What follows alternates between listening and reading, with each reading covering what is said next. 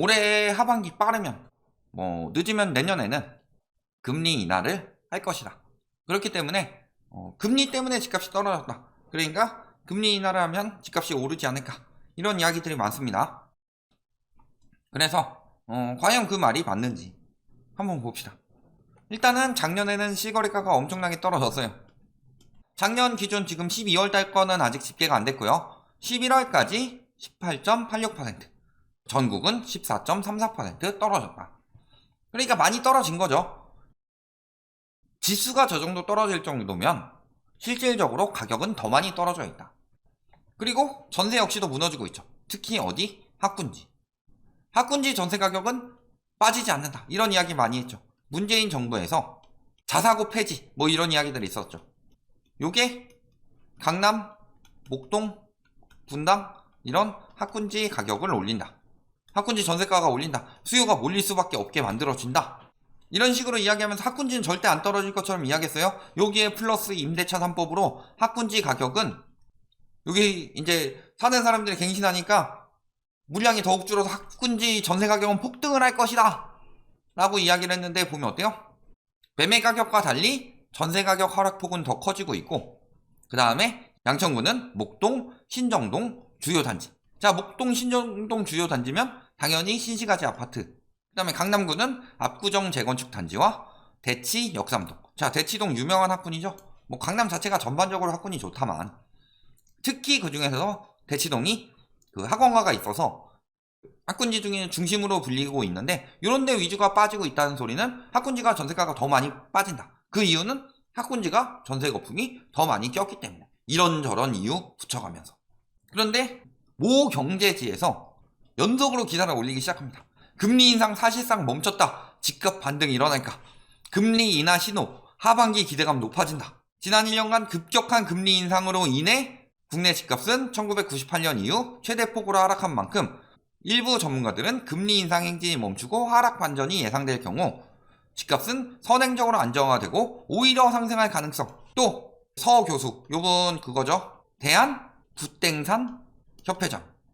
요 세 곳은 유명한 건설사 연구원입니다. 즉 건설사 편들어주는 곳이라는 거죠.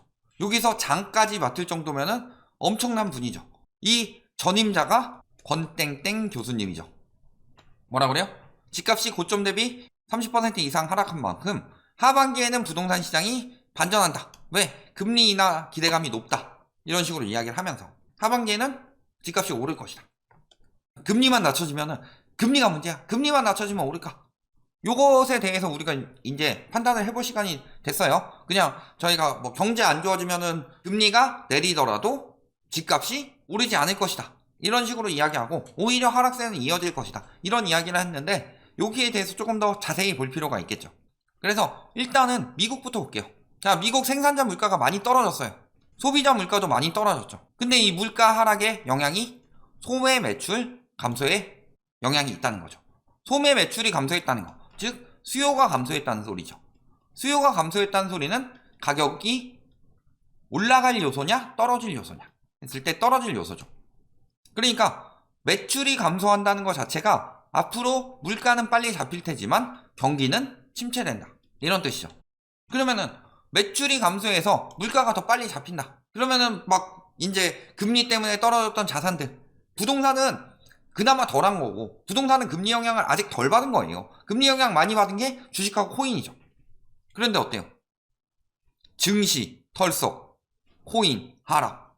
이게 세계적으로 보고 있는 거예요. 지금 금리뿐만이 아니라 경기가 같이 침체돼서 여러 가지 자산들이 주저앉고 있는 거지. 금리 올라가도요, 경제가 빵빵해봐요. 물가가 빨리 올라가요. 물가가 한 연 10%씩 올라가요. 그리고 금리도 연 10%씩 받고 있어요. 고금리에다 고물가죠. 그런데 임금이 연 20%씩 올라요. 그럼 집값이 올라갈까요? 떨어질까요? 그럴 때는 올라가죠. 그게 수요 견인 인플레이션이기 때문에. 그런데 지금은 비용 상승 인플레이션이죠. 비용 상승 인플레이션의 경우는 어떻게 돼요?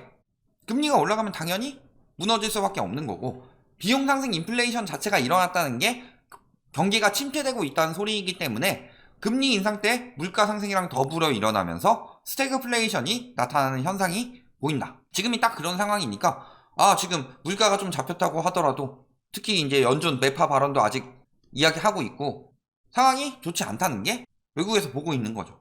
그런데 우리나라에서만 금리만 인하되면 오를 건가? 미국보다 우리나라 상황이 더 안 좋아요. 미국보다 우리나라 실업률이 더 높죠. 자영업자들 더 힘들죠. 대출이 더 많죠.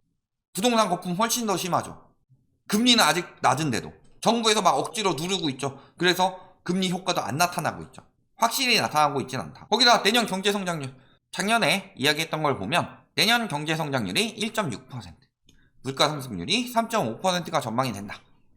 그런데 KDI에서 올해 초에 경제성장률이 0%대로 추락할 우려가 있다. 이런 결과를 발표했죠. 그 다음에 ING은행, 여기서도 올해 한국 경제성장률 0.6% 전망한다.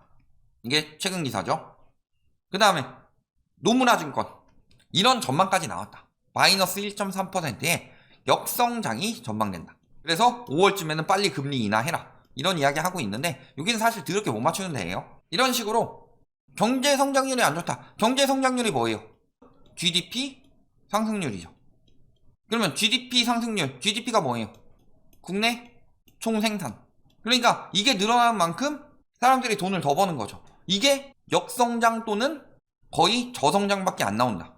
그런데 문제는 물가는 이미 높고, 물가는 경제성장률보다 더 높게 나오고 있죠. 플러스로 금리도 이미 높다. 낮춘다고 하더라도 급격히 낮출 수 있는 상황이 아니다. 왜? 예를 들어 미국보다 빨리 금리 인하를 하게 되면 어떻게 될까요? 겨우 안정된 환율은 어떻게 될까? 이런 걸 생각해 봐야 되겠죠. 미국은 올해까지 계속 올릴 전망인데 지금 연준 인사들이 이야기하는 것들을 들어보면 뭐 5%, 6%까지 최종금리를 올려야 된다, 이런 이야기가 나오고 있죠. 그러면 굉장히 위험해지는 거예요. 거기다 무역을 볼게요. 자, 1990년부터 봤는데 요때가 최악이었죠. 무역 수지가 최악이었죠.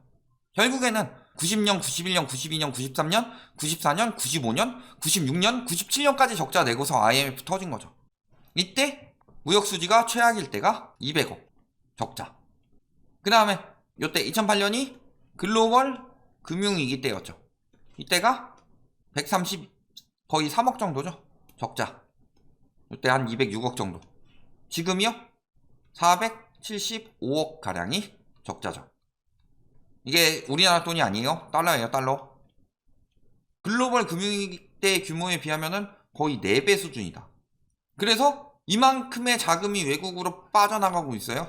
지금 그러면은 환율이 안정된 거는 뭐 어디서 들어왔을까요? 첫 번째, 이제 기관에서 풀고 있죠.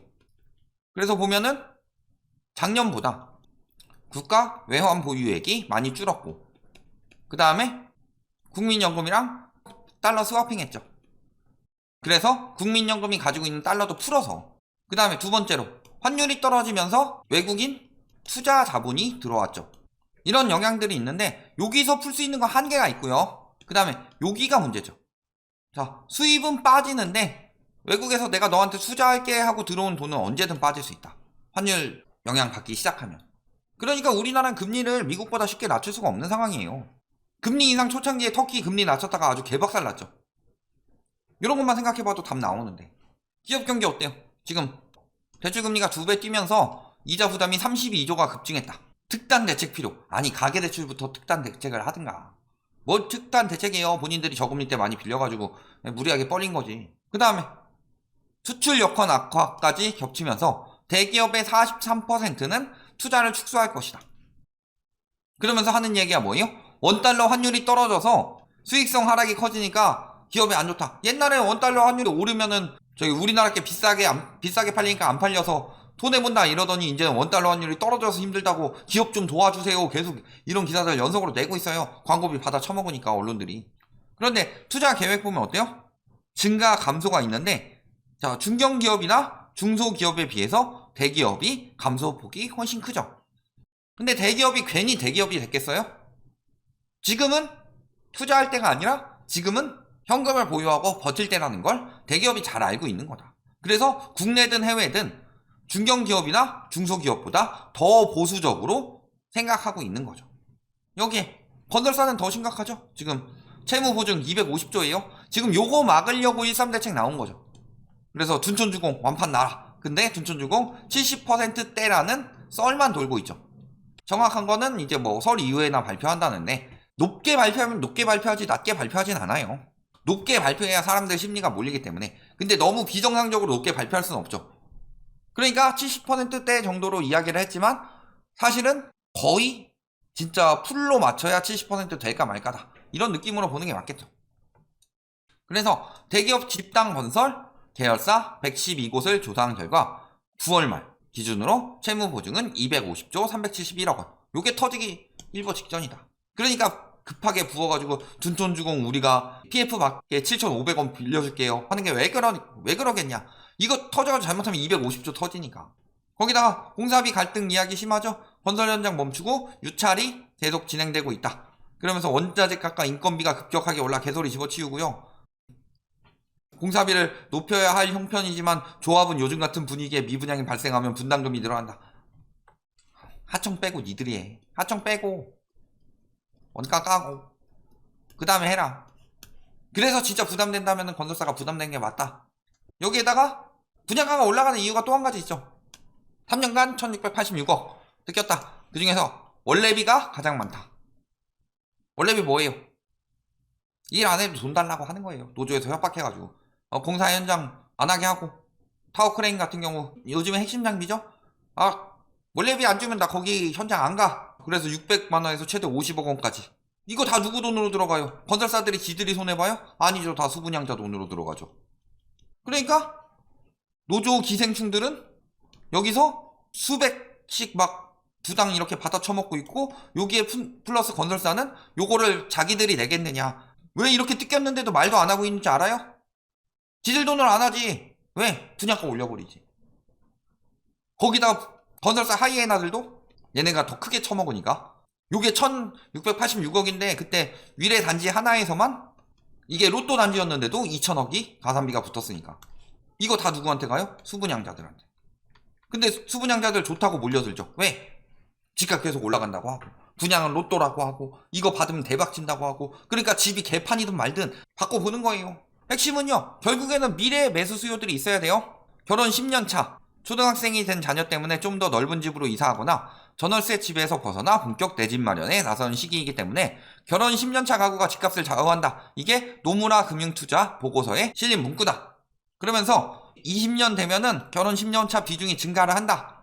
정확히 분석이 맞았다. 그때도 이렇게 올랐다. 집값이 10년차 부부가 증가하면서. 그런데 20년에 10년차 부부 증가하면서 집값 오를 것이다. 그러면요, 21년, 22년, 23년 이때도 지금 계속 오른다고 하죠. 저분은 계속 오릅니다. 무조건 계속 오른다고 하는데, 자, 전국 10년차 부부수 이혼이 없다고 가정했을 경우에요. 그랬을 때 여기 보시면 20년에 이렇게 오르죠. 21년까지 올라요. 그러면 앞으로 쭉 떨어집니다. 앞으로 이렇게 떨어지는 부분에 대해서는 이야기하지 않고 그래프를 딱 거기까지만 끊어서 집값은 계속 오를 것이에요. 그러더니 21년, 22년은 왜 그래프 안 보여줘? 그래도 서울 집값은 오르지 않을까요? 서울도 마찬가지죠. 즉, 혼인을 하지 않으면 굳이 내 집 마련을 할 이유가 없다. 오히려 반대로. 뭐예요?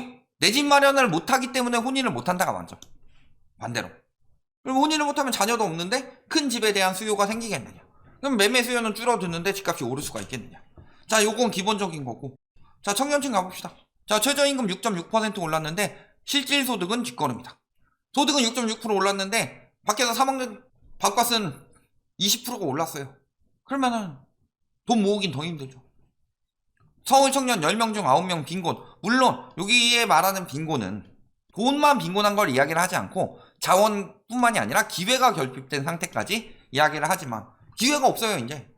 그러면 이 사람들이 나중에 추후 30년간 나라뿐만이 아니라 부동산 시장도 이끌어갈 사람들인데 10명 중 9명이 빈곤인데 어떻게 해요? 취업이 힘들어서 집에서 음둔하는 히키코모리가 13만 명이라고 합니다. 서울에서. 이런 상황이에요. 나중에 10년 뒤에 받아줄 수요가 어디서 나와요? 10년차 신혼부부들 자체가 줄어드는 건 둘째치고 지금 그 신혼부부 중에서 일부는 영끌에서 죽어나고 있다. 수요가 없어졌죠. 청년층 돈을 벌지도 모으지도 못하고 있는데 이들이 10년 뒤에 집값을 올려주겠냐. 대출 그때 풀릴까요? DSR은 안 풀리죠? 금리 낮춘다고 해서 돼요? 안 돼요. 당연히 이번 집값은 역대급일 수밖에 없다. 이런 것들을 확인해 보시고요. 경기가 침체되면은 금리가 내려가든 말든 왜 집값이 계속 떨어지느냐. 이걸 보세요. MB 말기 때나 박근혜 정부 때 초이노믹스로 대출 엄청나게 풀기 전까지 집값은 계속 하락세를 유지하고 있었다. 요거 생각해 보시면은 금리 떨어진다고 집값 올라가는 그런 상황은 거의 벌어지지 않는다. 이렇게 보시면 되겠습니다.